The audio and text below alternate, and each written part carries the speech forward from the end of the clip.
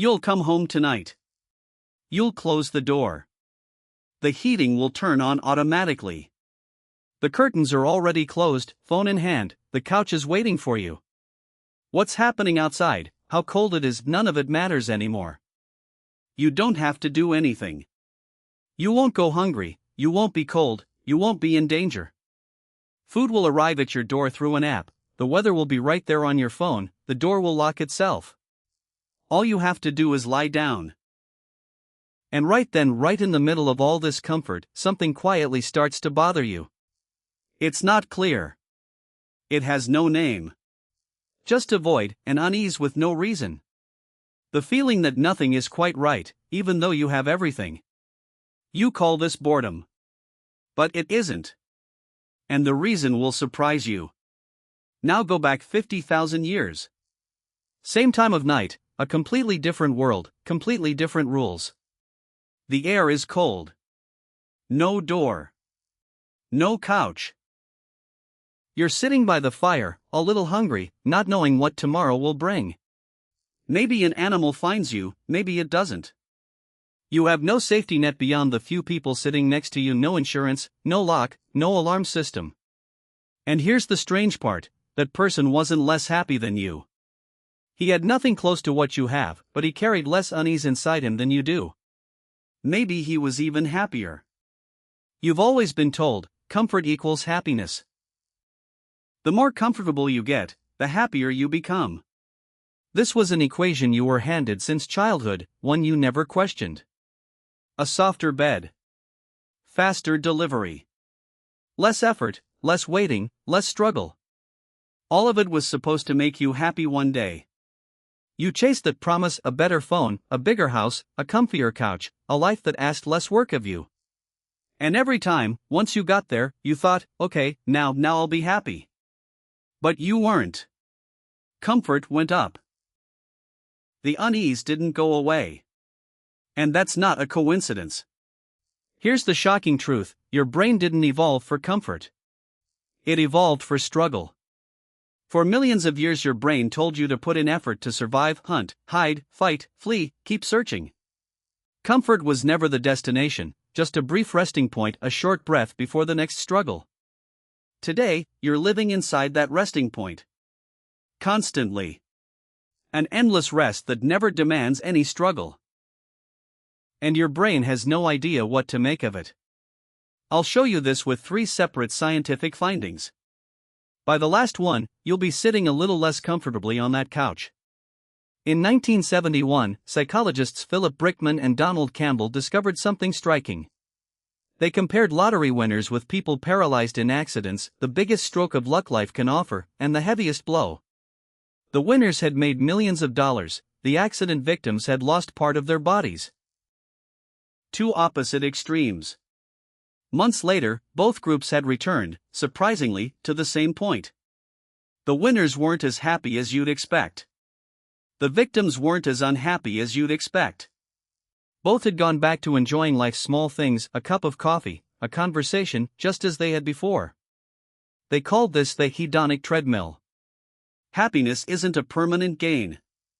No matter how high you climb, your brain always pulls you back down to your old baseline. As if there's an invisible spring underneath you. So why doesn't any comfort last? Why doesn't even the biggest lottery win keep you happy forever? Why does even the most comfortable house eventually become just a house? Why doesn't the third day of your dream vacation feel as exciting as the first? The answer is far older than you think. And it isn't in the money, the house, or the belongings, it's hidden inside your brain itself. In 2020, anthropologist Frakowiak and his team ran an interesting study. They compared the happiness of the Hadza hunter-gatherers in Tanzania with that of urban Polish participants, using the same scale. The Hadza have no electricity. No hot water. No social security, no pension, no health insurance. They find their own food every single day, and struggle for it all over again every single day. By modern standards, their lives look lacking. And the result? The Hadza scored the highest happiness of every group, compared higher even than the most wealthy groups in terms of comfort.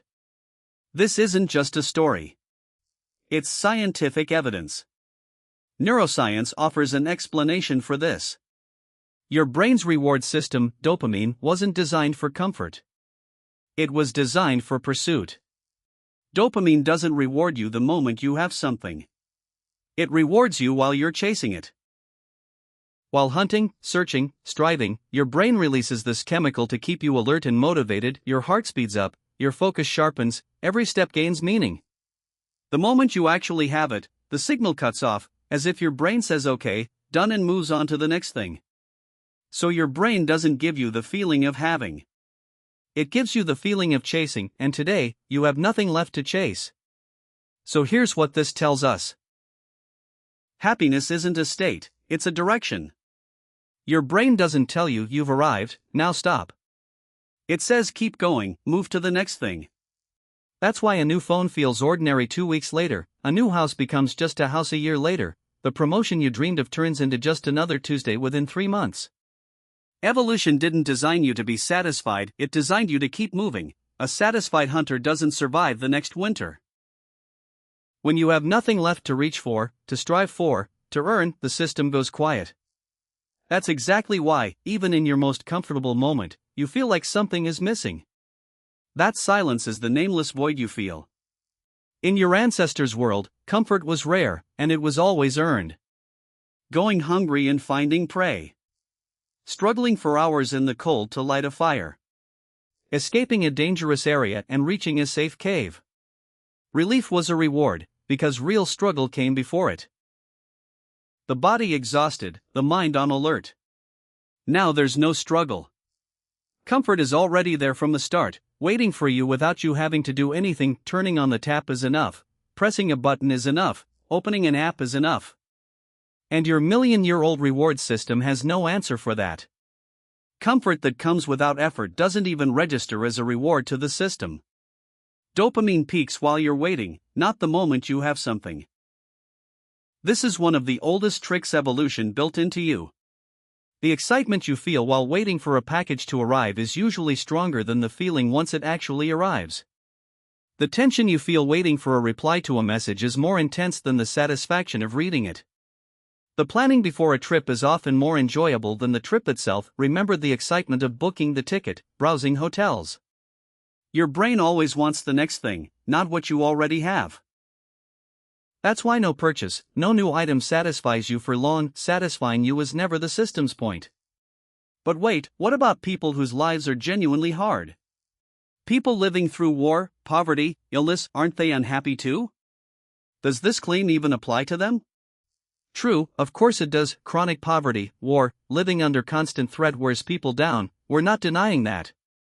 What I mean is, it's not the struggle itself. The difference is whether the struggle is meaningful and has an end. Finding prey was hard, but it ended once you succeeded, and real rest followed. In modern life, though, there's neither a real struggle nor a finish line, just comfort that never lets up, never interrupted. Your brain can't even recognize rest, because you never got tired from anything to rest from. In 1974, economist Richard Easterlin compared income and happiness across dozens of countries over the years. Countries grew richer. Average income doubled, in some places tripled. People started living in bigger houses, driving more cars, taking more vacations. But average happiness stayed flat. More money, more possessions, more comfort, none of it permanently raised society's happiness.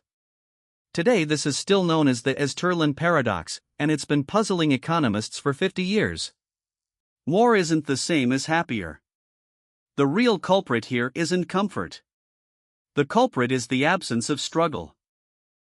Coming home to warmth feels good, but only if you walk through the cold first. A filling meal is satisfying, but only if you were actually hungry first. Lying down in bed brings relief, but only if you were genuinely tired first. The problem isn't that you're warm, full, and safe. The problem is that you never had to earn any of it. You were never cold, never hungry, never tired. Comfort without its opposite stops feeling like comfort. Sit Grumk down in front of Netflix one day and hand him the remote. Hundreds of shows, thousands of movies, an endless list, all waiting for him. 20 minutes later, still unable to decide what to watch, he throws the remote and wants to go back to his cave. Because Grunk's brain was built to search, not to drown in 1,000 options. Giving him 200 shows produces the same result as giving him nothing at all, maybe worse, because now he's bored and feeling guilty about it. You can trace this not in language, but in the body. Your ancestors' bodies spoke without words, while digging, carrying, running, climbing. Effort was a silent language of satisfaction that needed no words. Muscle fatigue, sweat, being out of breath, all of it was the body telling itself, you did something today. Being tired at the end of a day was proof that the day had meant something. Today, the most you move is going from one chair to another. That language is still inside you. Your body still knows those words.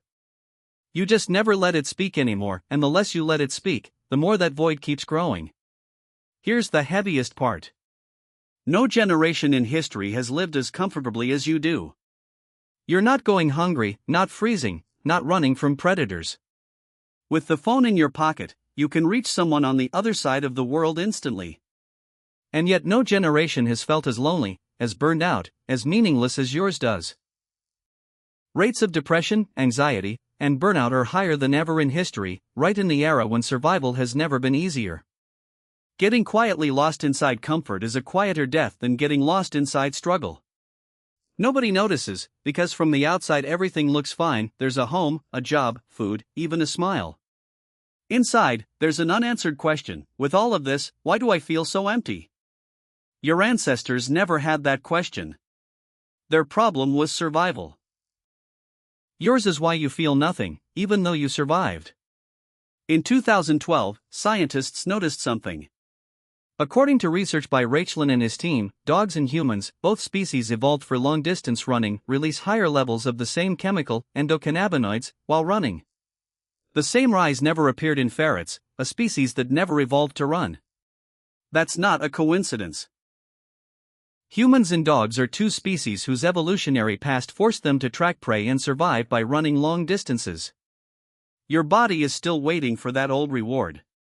It's still telling you, put in the effort, and I'll give you something back. Sit on the couch waiting and that reward never comes, because the chemical only releases in exchange for effort.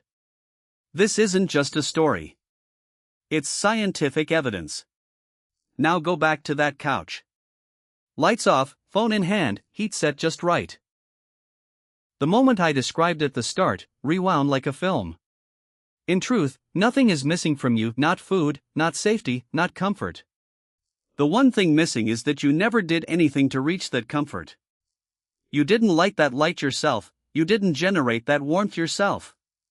And your brain doesn't count anything you didn't earn as a reward, no matter how comfortable it is. Comfort isn't what's killing you. The absence of struggle is.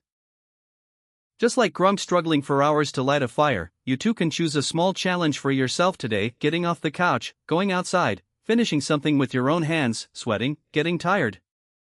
Your brain has been waiting for this, waiting for 50,000 years. And the only person who can change that is you, sitting on that couch right now.